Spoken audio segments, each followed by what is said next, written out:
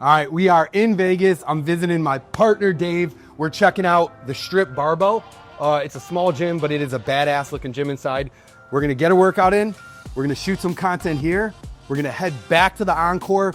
Then this afternoon, we're going to Bradley's studio. We got podcast number 2, and you guys are gonna follow us the entire day.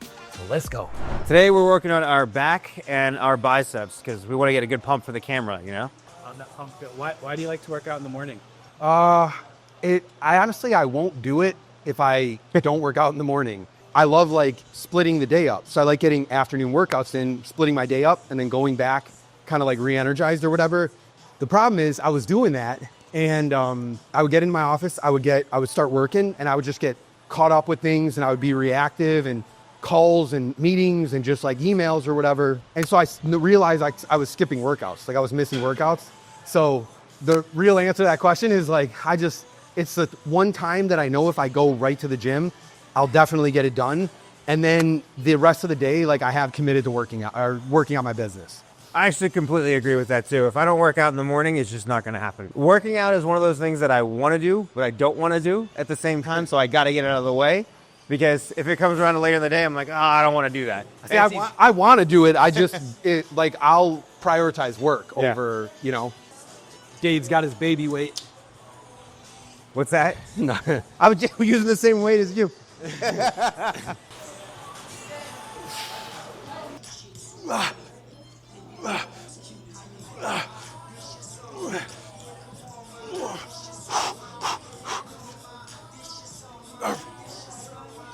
All right, I'm going to have nothing left if I keep going. Not more than 20 though. How much did you get?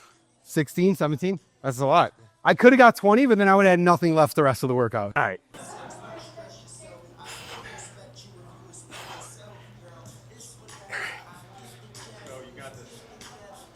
You got the form down? I mean, you just got to keep doing them. Yeah. Think if you're hanging off a cliff, man, you'll die. I'll just avoid the cliffs then. Your shoulder up. What do you mean you go in?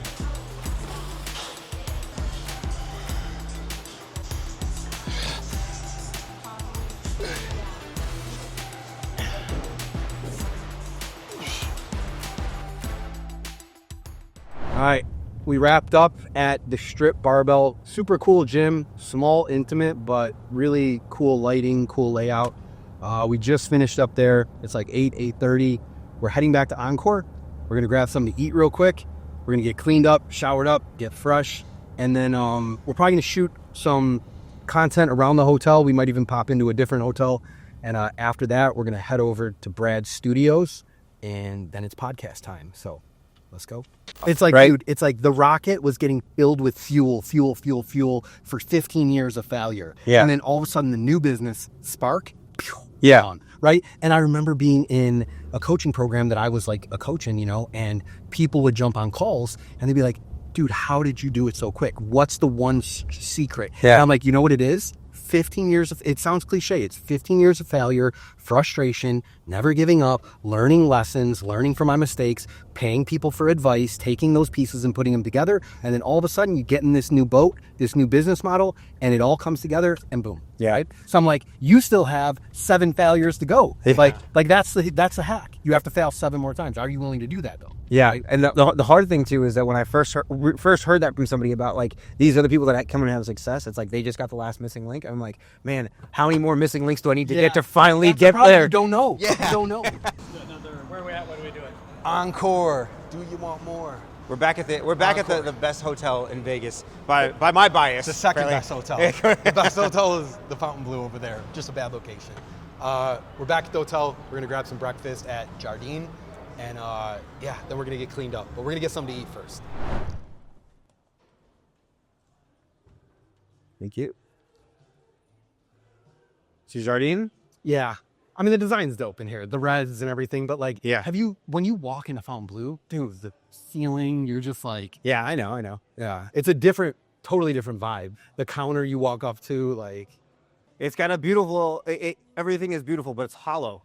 It's missing the people. It's missing the people and the energy. and it's missing a little bit of the culture and the vibe here. And so, like, Yeah. this is meant to be very old school, ritzy, you know, like, Yeah. Is it Harding or Jardine? Jardine. I don't know. I know. Jardine. Jardine. They have amazing lattes. They got good juice, and they have steak and eggs with Wagyu steak as an option. It's really good. So yeah, and the service is awesome, like everywhere. I actually haven't been here before. As many times as I've been to the Wynn and the Encore, I actually have not eaten here yet. So Gonna get steak and eggs. I am definitely going high protein, low carb. I try to hold the carbs as much as possible for later in the day because I find that insulin spike just creates that crash of energy for me. Hello, how are you? Hello. Let me figure out real quick what I want to eat here. I mean, grilled chicken omelet or steak and eggs if you want to stay. But it comes with hash browns and toast. So, well, like personal one-to-one. I mean, I've been in a lot of programs, way more than that. Yeah. But like personal one-to-one life business coach people, I've had 4. And they were all worth every dollar I paid them. My thought is this. Like, have I had coaches where I was like, oh, they could be better? But I don't put whatever program I join or whatever coach I pay, to me, they're not responsible for what I get from them, right? There's something to learn from everybody. Like, I can sit here and learn from you right now. I can learn from Dave, or I can go pay someone $100,000. I go pay Grant Cardone $100,000 and learn from him. I think that's like life, man. You just you snatch out useful stuff from people and experiences, and then you just throw out what doesn't mesh with you. You know, like. Yeah. You know what's funny? I watched, I remember you said, like, you know that he built all that himself and his wife was nothing? Who? John Madsen? You said something about me once. We were looking at No, it wasn't John Madsen. It was someone else.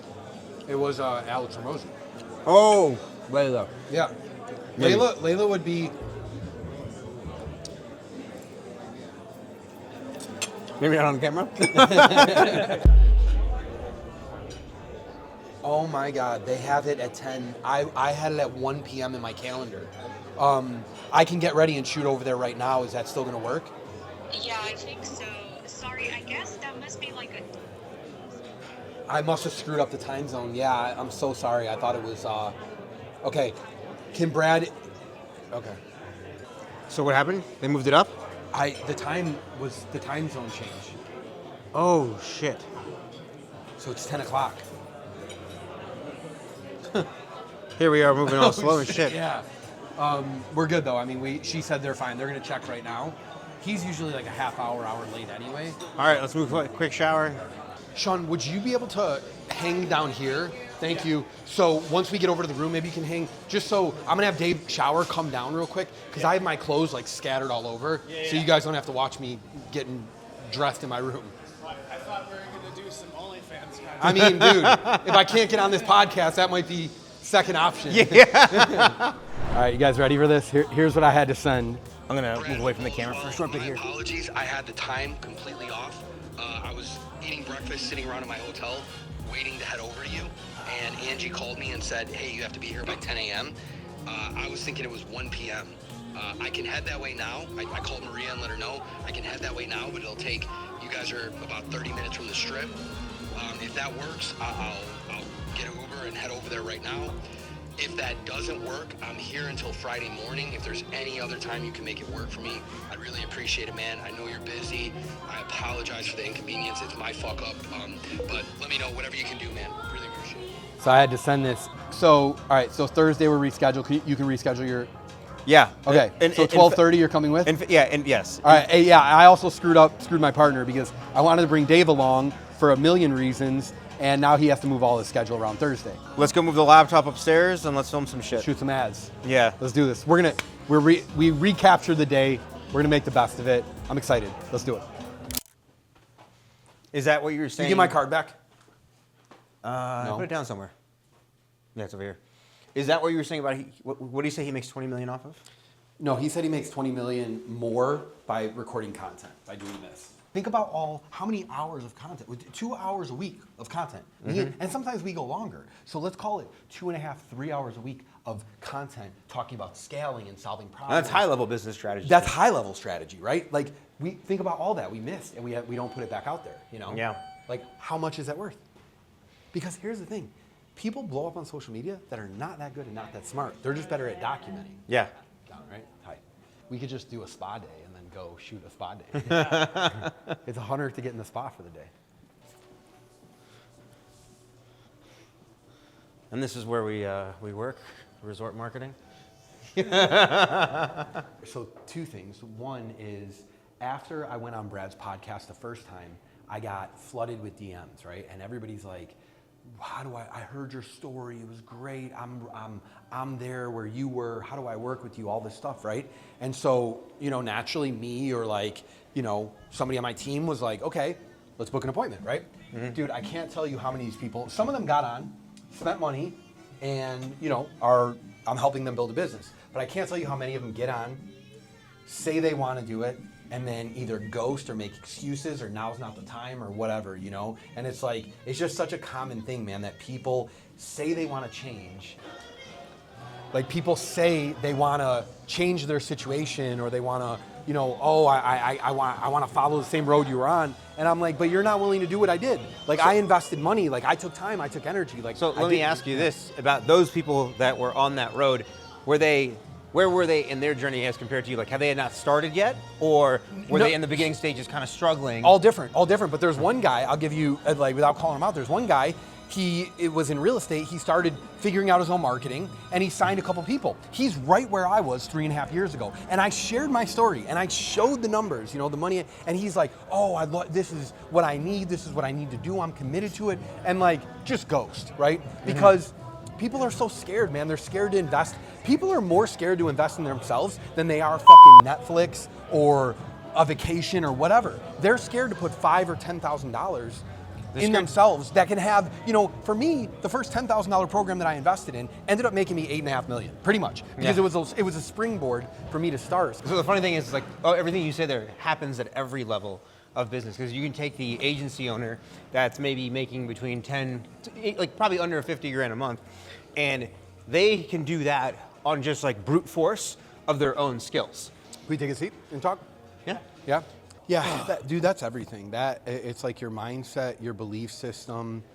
I not only do I not want to build a business how I did before, I can't anymore. I can't put myself through that level of stress and anxiety over again. I'm not willing to, actually. What's crazy? I could do it in business way easier. Me and you were pissed at each other, and I saw it, and we were at each other, it wouldn't be hard for me to be like, okay, my bad, dude.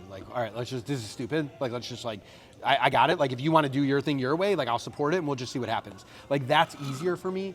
But I think the reason is I care about my wife more than anything. So it's not that I don't care about my business partners, care about business, but my emotions aren't as tied up in it. With her, my emotions are fully invested. So it's harder. So I love horse racing, but I love horses. I want a horse one day. Yeah? I'd like to have a racehorse. They're just ridiculously expensive. How expensive are they?